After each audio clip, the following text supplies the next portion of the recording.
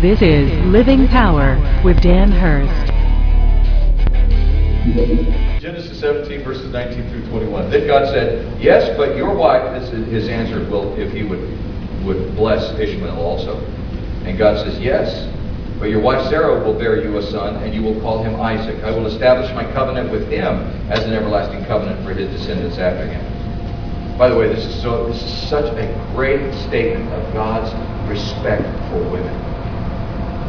Because what he was saying was, Abraham, it's not about you being the father. It's the fact that I wanted to make Sarah a mother. You see that? He was confirming his purpose and his plan that it would include Sarah. Yes, but your wife Sarah will bear you a son, and you will call him Isaac. I will establish my covenant with him as an everlasting covenant for his descendants after him. And as for Ishmael, I have heard you. I will surely bless him. I will make him fruitful and will greatly increase his numbers.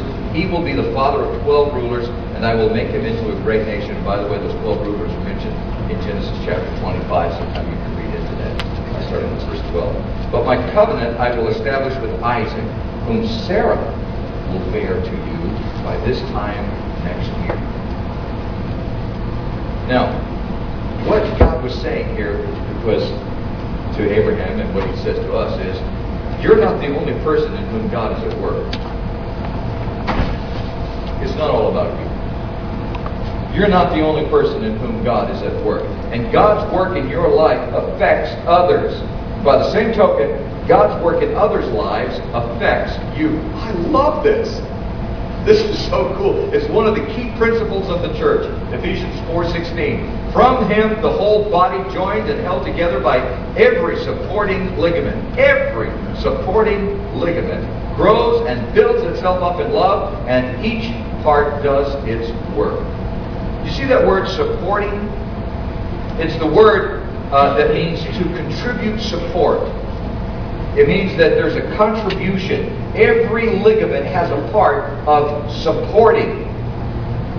God's will and his way is effected through us, through his work in us, and through others. In other words, listen to this. What God wants to do in my life, part of it comes from you. You're part of what God wants to do in my life. I'm part of what God wants to do in your life. That person sitting next to you is part of what God wants to do in your life. You're part of that person's life. God says it's not all about you, so what I do in your life affects others, and what I do in other people's lives will also affect you. We're part of this network that belongs to each other, and we are to, and using the word there, support each other, lift each other up, encourage each other, strengthen each other, build each other up, because God is at work everywhere. We belong and need each other. And then finally, verses 23 through 27, follow through. On that very day, Abraham took his son Ishmael and all those born in his household, or bought with his money, and every male in his household to circumcise them as God told him. Abraham was 99 years old when he was circumcised, and his son Ishmael was 13. Abraham and his son Ishmael were both circumcised on the same day, and every male in Abraham's household, including those born in his household or bought from a foreigner, was circumcised with him. That was a party. But Abraham followed through. He said, I'm going to do what God told me to do. In other words, do what God has told you to do. Quit putting it off.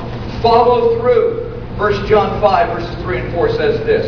This is love for God, to obey his commands. And his commands are not burdensome, for everyone born of God overcomes the world. This is the victory that has overcome the world, even our faith. Faith is trusting obedience to the known will of God. But it has to be put in practice. Yes, ma'am.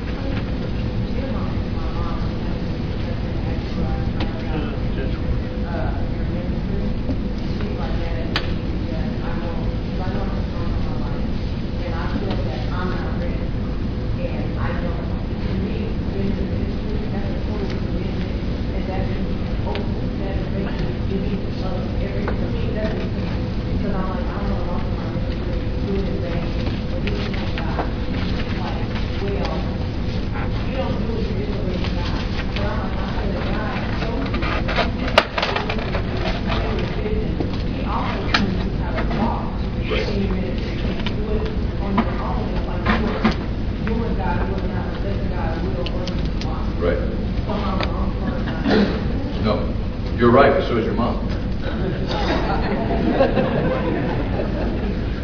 Because you see, God, as God prepares you for ministry, He wants you to be at a certain point in that ministry process.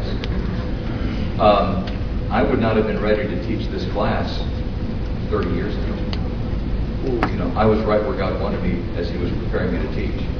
You know, there was a thing that happened in my life in 1981 that changed my life as a teacher.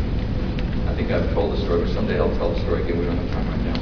But it was how God caused me to see people in a different way than I'd ever seen before. And it was that became a turning point in my life. But I was right where God wanted me to be at the time. See? And so I think as God advances us in our ministry, and I don't want to say ministry climbing up, but I want to use it chronologically, God moving us along. We are at where God wants us, we are to be where God wants us now. And our ministry may take on different ramifications and responsibilities further on down the line, but God doesn't want us there yet. He wants us right where we are right now, and to accomplish what He wants to accomplish in and through our life right now. Abraham wasn't a father yet because God wasn't ready for him to be a father. But he was all ready to start acting like a father of nations. That's why He gave him the name. Your name is Father of Multitudes, but he wasn't the father of multitudes. He gave him a ministry, but He had him right where He wanted him to be as He prepared him. So, yeah, it is a process. Your ministry is a process as God develops in and through your life. But it isn't. You aren't where God's going to finish with. You're not yet where God is going to end up. But you are where, or I hope you are, where God wants you to be right now. So you're right and your mom's right. So go kiss and make up. All right. Let's have a word of prayer.